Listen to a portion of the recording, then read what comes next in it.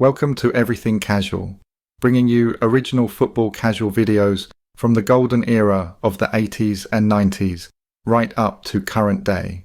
Football away day stories and historic clashes between football firms. Subscribe so you don't miss out. We upload videos every week.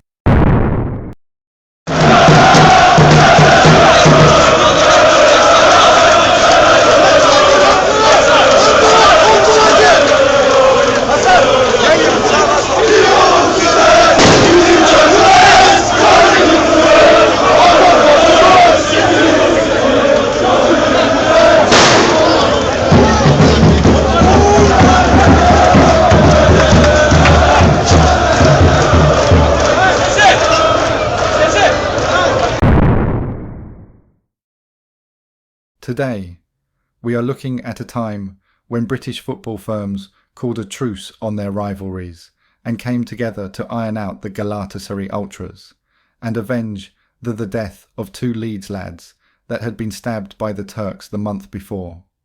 In the aftermath of the stabbings by Galatasaray supporters in Istanbul during the 2000 UEFA Cup semi-final, Arsenal's hooligan firms, the Herd and the Gooners, organised a retaliatory action in Copenhagen for the UEFA Cup Final. They invited other British hooligan firms to join them in attacking Galatasaray fans. These included members of Leeds United's Leeds United service crew, Chelsea's Chelsea Headhunters, as well as hooligans supporting Rangers, Cardiff City and Swansea City. This alliance formed a temporary coalition to confront Galatasaray fans in Copenhagen.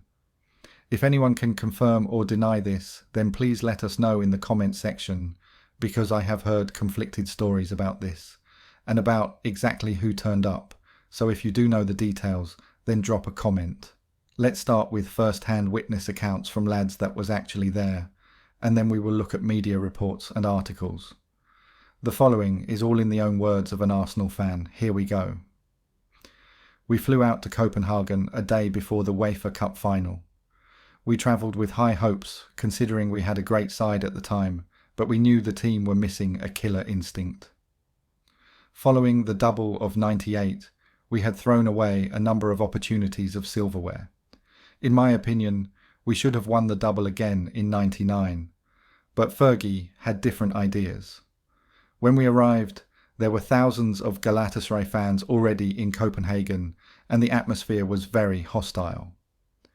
Next to our hotel, some Gala fans had decided to get onto the roof with drums to make sure everybody knew they were there.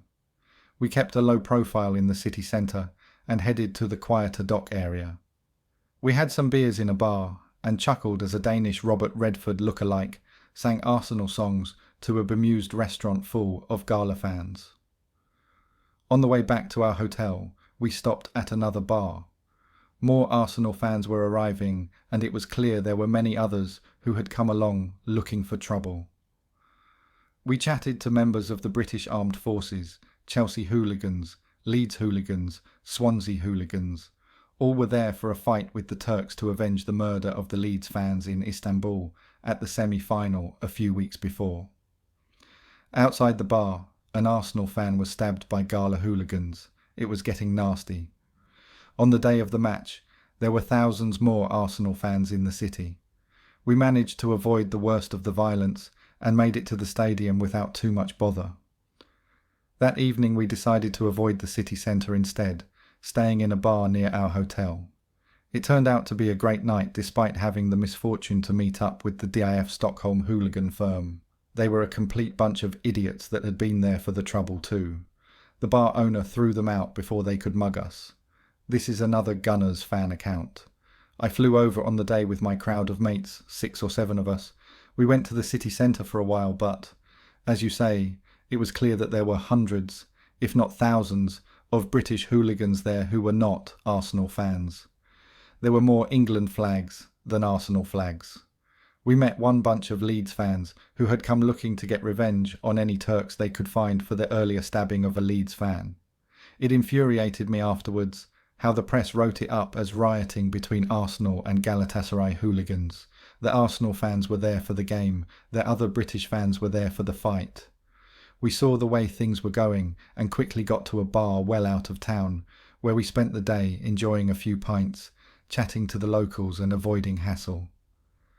I don't remember a great deal about the match, probably the result of the amount of beer consumed, except that it was all a bit flat, and that we never seemed to hit our stride. The penalty shootout defeat felt inevitable when it happened. Post-match we headed for a bar we'd previously scouted out, again well away from the city centre. We drowned our sorrows without encountering any trouble. As you say, Copenhagen is a lovely city, and the Danes are really welcoming people. I felt sorry for them, for the way the visiting thugs from Turkey and the UK behaved. We have listened to a couple of scarfers, let's listen to a few official media reports. The events of the day started early in the morning, when skirmishes broke out in a bar, which led to an Arsenal fan being stabbed. Later in the day, Galatasaray fans occupied City Hall Square before heading towards Arsenal fans in bars nearby. The 20 minutes before the Danish police attempted to break up the melee with dogs and tear gas. The violence, which included fans from other English clubs and Turks living in Denmark, lasted for 45 minutes. There were further clashes at the airport the day after the game. At Parken Stadium, where the final was to be played, the police erected iron fencing outside to separate the Arsenal and Galatasaray fans as a precaution. UEFA also requested that fences be put up around the perimeter of the pitch. The riots did not spread to the stadium, although there was an attempt to pull down the fences by fans heading towards the Arsenal area of the stadium before police stopped them. But the violence wasn't restricted to just Copenhagen. Trouble also flared up back home in England. After the match, which Galatasaray won 4-1 on penalties, approximately 300 Arsenal fans in the Finsbury Park area of Islington in London attacked Turkish restaurants and businesses, with bottles being used to break windows. They then broke into an apartment building to threaten Kosovan refugees with a knife, mistakenly believing them to be Turkish. 6 people were arrested and 3 Metropolitan Police officers were injured. In Turkey, 9 people were accidentally shot and injured by Galatasaray fans firing guns in celebration, despite police warning them not to. In all, 4 people were stabbed during the riots. 2 English, 1 Turkish and 1 Dutch fan. A Danish police officer and a Turkish cameraman were also injured in the riots. In total, 19 people were injured and 60 people were arrested, with 15 of the arrested being subsequently banned from attending Euro 2000. 19 of the arrested were British, 36 were Turkish, and the rest of the arrested included people from Sweden, Germany and the Netherlands. The British fans were later released without charge but were forbidden from returning to Denmark. The rest were fined an equivalent of 500 quid and banned from Denmark for a year. To understand the Battle of Copenhagen, we must first examine the bitter history between English and Turkish football fans. The late 90s saw escalating tensions fueled by nationalism, violent encounters and infamous incidents. Galatasaray's passionate fan base, known for their fervour and intimidation, had already clashed with visiting English supporters during previous European fixtures. In particular, a violent stabbing of several English fans, including Arsenal supporters, during a previous encounter with Turkish fans set the scene for revenge. This incident deeply wounded the English hooligan community, igniting calls for retaliation when the 2 clubs met again for the 2000 UEFA Cup Final. Notably, the Arsenal hooligans were not alone. Football rivalry. It was an expression of nationalist pride and street-level warfare.